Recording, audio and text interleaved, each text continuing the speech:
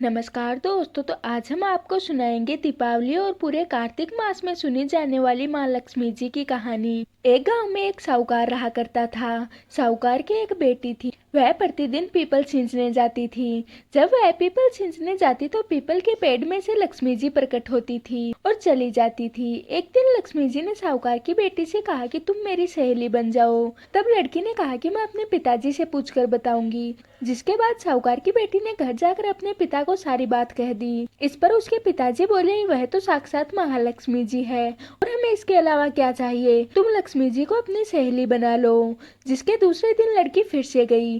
तब लक्ष्मी जी फिर से पीपल के पेड़ में से निकल कर आई और कहा कि मुझे अपनी सहेली बना लो।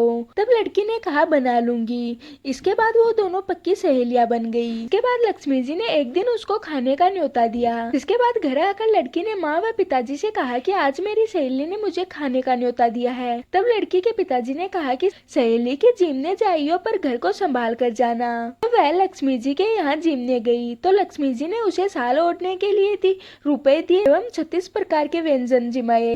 जब लड़की जाने लगी तो लक्ष्मी जी ने पल्ला पकड़ लिया और कहा कि मैं भी तेरे घर जिमने आऊंगी। तब लड़की ने कहा कि जिम आना। लड़की के पिताजी ने पूछा कि बेटी सहेली के यहाँ जिम कर आ गई, उसके बाद भी तुम उदास क्यों हो। तब लड़की ने कहा पिताजी, लक्ष्मी जी ने मेरा इतना स्वागत सत्कार किया है, अनेक प्रकार के भोजन कराए, लेकिन मैं उन्हें क्या जिमाऊंगी। अपने घर में तो ऐसा कुछ भी नहीं है। तब उसके पिता ने कहा कि गोबर मिट्टी से चौका लगाकर घर की सफाई कर ले, 4 मुख वाला दिया जलाकर लक्ष्मी जी का नाम लेकर रसोई पर बैठ जा। लड़की अपने पिता के कहे अनुसार सफाई करके लक्ष्मी जी का नाम लेकर एक लड्डू लेकर बैठ गई।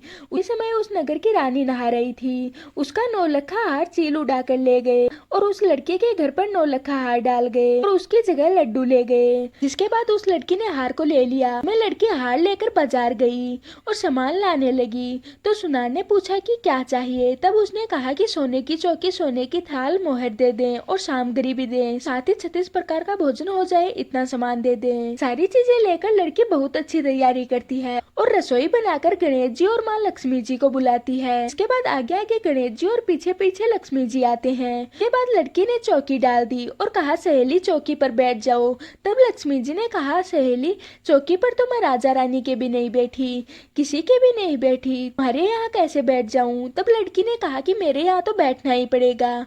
फिर लक्ष्मी जी चौकी पर बैठ गई तो जिसके बाद लड़की ने लक्ष्मी जी की बहुत अच्छी खातिर की। काल लक्ष्मी जी ने उस लड़की का आदर सत्कार किया था, वैसे ही लड़की ने भी लक्ष्मी जी का बहुत आदर सत्कार किया। इससे लक्ष्मी जी खुश हो गई और लड़की के घर में खूब रुपया एवं लक्ष्मी हो गई।